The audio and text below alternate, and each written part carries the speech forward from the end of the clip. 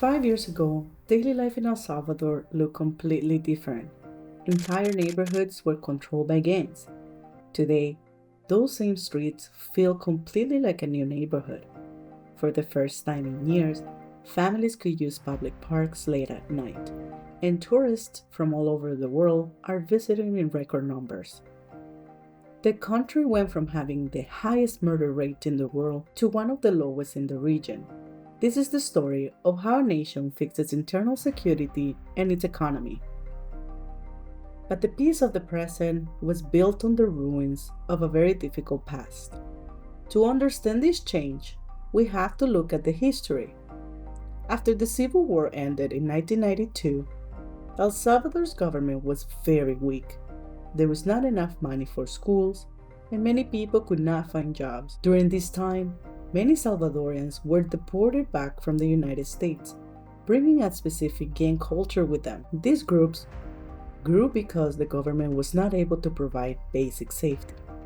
These individuals had often learned criminal behavior in the United States streets and prisons.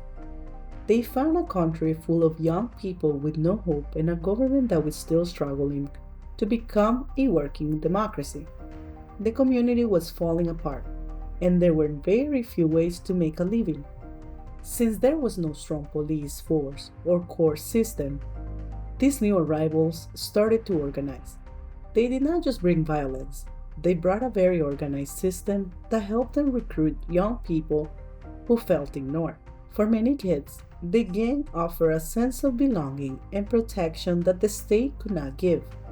This created a cycle of violence and growth that will paralyze the nation for nearly 30 years. As these organizations grew, they developed a system that eventually threatened to replace the authorities itself. The two main groups, MS-13 and Barrio 18, set up their own power structure.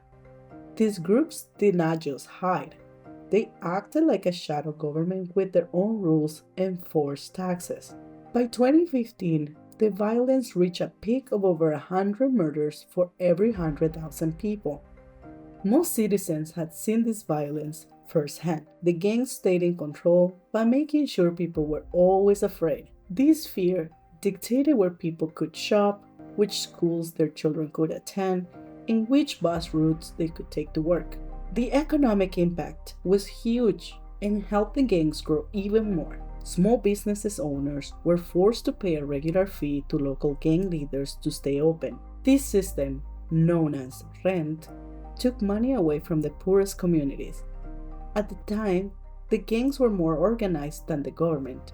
They had accountants to track who paid and enforcers to punish those who did not. Past governments tried to solve this with tough on crime plans, but they did not have a long-term strategy. These efforts failed because gang leaders continued to run their businesses from inside prison. Other leaders tried to make secret deals, giving gangs money to lower violence during election time, which only made the gangs more powerful. But this is where it gets interesting. Nayib Bukele's government realized it had to rethink its entire plan. By 2019, about 2.5 million people had fled the country to find safety elsewhere. The core of the problem was that the government did not control its own land. Many experts believed the gangs were too deeply connected to the community to be stopped. However, Nayib Bukele's new administration, instead of treating gangs only as a social issue, the strategy was to approach them like a system that could be disrupted. The strategy recognized they could not just arrest their way out of the problem without first breaking the systems that allowed the gangs to function like a business. So the strategy shifted. The goal was simple: bring the state back into every neighborhood, beginning with the Plan Control Territorial. The main goal was to break the gangs' communication system. For years, leaders in prison had used cell phones to order crimes on the outside. The state responded by putting technology to block phone signals around all prisons and locking down the facilities to isolate the leaders. This was a major victory. By cutting the communication between the bosses in prison and the members on the street, the government basically blinded the gangs. This tension eventually reached its breaking point, leading to a single weekend that will change the country's laws forever. The next phase involved putting about 25,000 police members and 20,000 soldiers on the streets. Security forces were given better gear and told to stay in high-risk areas permanently. Unlike past controls that would come and go, these forces stayed in the neighborhoods. This broke the gangs' physical hold on the people. Once the state took back the streets, the gangs could no longer force people to pay them. This loss of money made the gangs weak from the bottom up. When gang members could no longer demand money without being arrested immediately, the reason for belonging in a gang began to disappear. In March 2022, after a weekend of extreme violence started by the gangs to pressure the administration, the legislature passed a state of exception. Thousands of people were taken into custody within weeks. To handle this, the government built the Terrorist Confinement Center, designed to keep inmates totally isolated. This facility was built to hold tens of thousands of people, effectively removing the gang leaders. By taking away leaders and members at the same time, the gangs collapsed, extortion stopped, and public spaces were finally safe for the community again. While the streets were finally quiet, the government knew that safety alone could not be enough to feed the people. With the security situation under control, the focus shifted to the economy. The government knew that long-term peace required a working economy with real jobs. Tourism was chosen as the main area for growth. El Salvador has natural beauty, like its coast and world-class surfing spots, which used to be dangerous to visit. The government rebranded the coast as Surf City, focusing on building new roads and marketing the country to the world.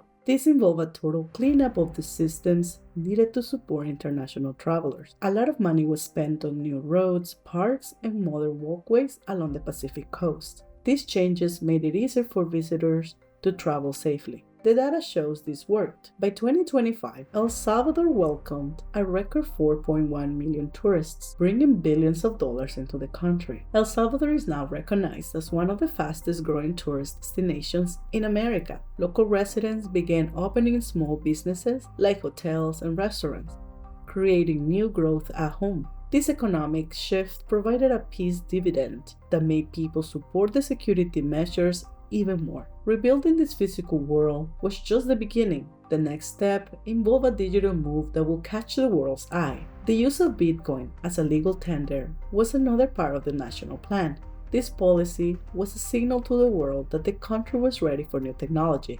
It attracted investors and tech businesses that saw the country as a place to test new digital systems. While some people were skeptical, it succeeded in making people talk about El Salvador for reasons other than the crime. It rebranded the nation as a forward-thinking startup state. Building projects spread to the capital and beyond. The downtown of San Salvador was renovated, turning a high-crime area into a safe place for people to walk. Large tech companies, including Google, set up offices in the city because of the improved safety. Because businesses were not spending so much on security, they could use the money to hire more people. New bridges, schools, and hospitals were built across the country, making people feel like the nation was finally progressing. The focus was no longer just on stopping crime, but on building a modern economy. As the internal results became undeniable, neighboring nations began to ask if this model could be applied elsewhere. El Salvador's success has started a new trend in the region. Leaders are moving away from all political talk and focusing on plans that get actual results. This shift proves that even the oldest social and economic problems can be solved when there is a clear strategy. Across Latin America, a new group of leaders is prioritizing safety and money through big reforms. By cutting through slow government process and using digital platforms to talk directly to the people, they are building support based on how well they perform. The focus has moved to the core duties of a government, keeping people safe and the economy stable. The short-term wins were important, but the true tests of the new systems will be found in the hands of the next generation. Keeping this progress going requires more than just police. It requires a complete focus on the future. The government has made education the main defense against gangs coming back. Through new programs, students across the country now have laptops and tablets to learn. The 2 schools a day program reflects President Bukele's broader strategy to improve public services and infrastructure.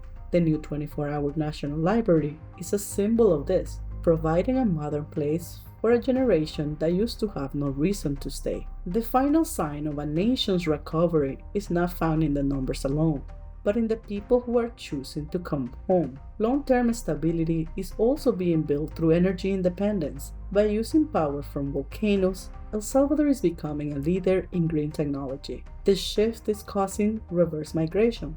After decades of people leaving, citizens are returning from other countries with money and skills to build their home.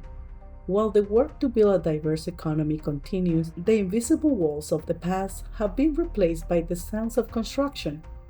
The story is no longer about just surviving, but about what is being built next.